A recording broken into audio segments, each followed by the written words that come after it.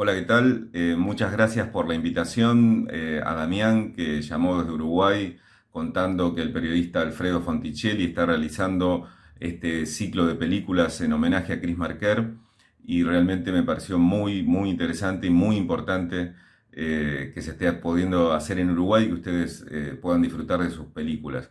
Y qué mejor también tener la oportunidad de dar una opinión y hablar sobre la importancia de Chris Marker y la influencia que tiene su cine en la actualidad en muchos cineastas y bueno, y en nosotros mismos en lo que estamos realizando. Yo soy Javier Gavino del grupo de cine Contraimagen de Argentina y consideramos a Chris Marker como uno de los grandes directores que nos influencia, digamos, ¿no?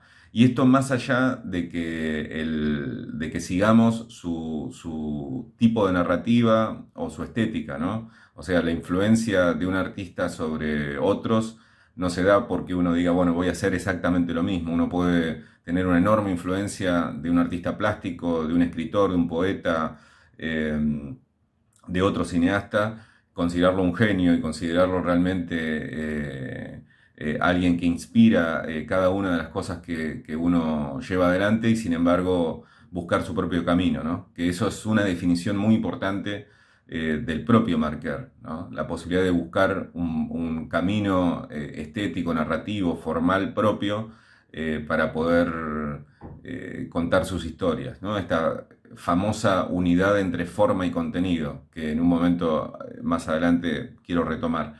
En primer lugar, yo creo que hay que considerar a Chris Marker. Una cosa que me viene a la cabeza es, por ejemplo, una cita de Borges, ¿no? Jorge Luis Borges. Él planteaba que aunque vos nunca hayas leído Las Mil y Una Noches, que es este libro famoso, libro de cuentos de Medio Oriente que se escribió hace siglos y que se escribió durante siglos y que muchos autores son completamente desconocidos, él decía que aunque no hayas leído Las Mil y Una Noches, la leíste muchas veces, porque la influencia que tienen los cuentos de Las Mil y Una Noches en muchas producciones cinematográficas, en otros libros, en otros cuentistas, en el saber, en las historias populares, es enorme. Entonces, en realidad, aunque no la hayas leído directamente, la leíste muchas veces, múltiples veces. Bueno, con Marquer pasa lo mismo. Es un cineasta que aunque no hayas visto directamente sus películas, lo cual igual hay que hacerlo enormemente, digamos, llamo a hacerlo realmente, aunque no hayas visto la influencia que él tiene sobre la cinematografía y sobre las formas narrativas y sobre la estética y el pensamiento de múltiples directores, hacen que hayas visto mucho de lo que él hace. Si uno busca en Wikipedia, por ejemplo, van a encontrar una frase que dice es el más célebre de los cineastas desconocidos, ¿no?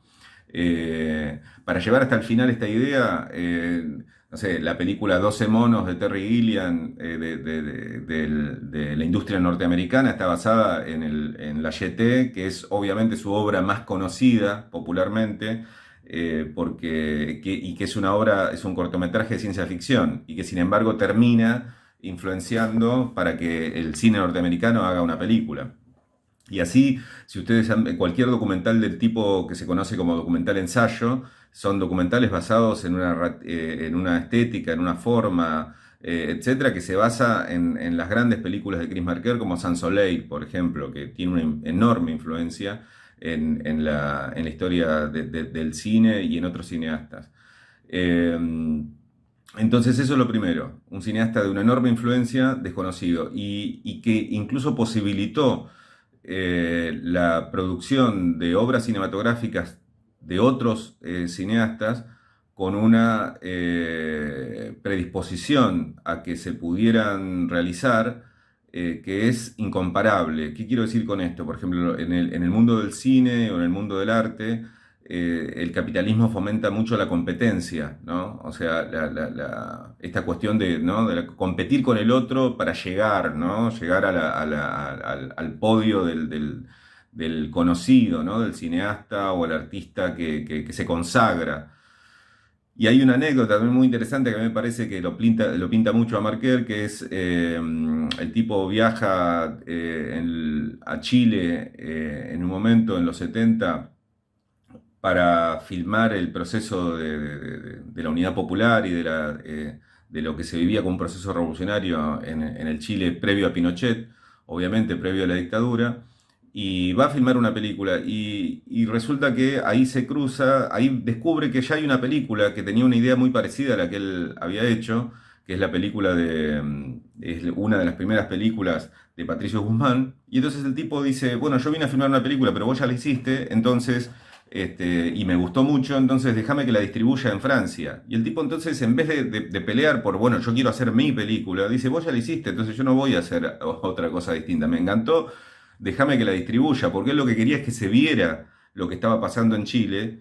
Y no le importaba si era él el que lo hacía, sino que tenía que estar hecho ese material, tenía que verse. Entonces se lo lleva y le hace le pide poder hacer una introducción, la hace y la muestra en Francia. Y es un primer camino para el desarrollo de lo que llamó la carrera, digamos, para decir de alguna forma, de Patricio Guzmán, que es enorme, otro gran cineasta, que hace películas particulares con su propia narrativa, obviamente, digamos, esta idea de seguir tu camino propio. Y también en el sentido de la batalla del trabajo junto con Patricio Guzmán, es que Chris Marker es el que posibilita que otro de los grandes documentales de la historia del cine, que es La Batalla de Chile, que es enorme ese documental para ver, es espectacular. Lo posibilita él porque cuando Patricio Guzmán quiere empezar a filmarlo, no tenía un mango, no tenía nada de plata, y le escribe a Chris Marker diciéndole, che, podés ayudarnos, y él le contesta enviándole un montón de latas de fílmico, y así es posible que se hagan otros documentales. Es decir, no solo influencia desde el punto de vista estético, ideológico, narrativo, etcétera, sino también influencia porque posibilita el que existan otras películas que tienen una enorme influencia. Entonces es una persona que influye enormemente sobre el cine, y que hoy podemos disfrutar viendo otros materiales y no sabiendo que él tiene esa influencia.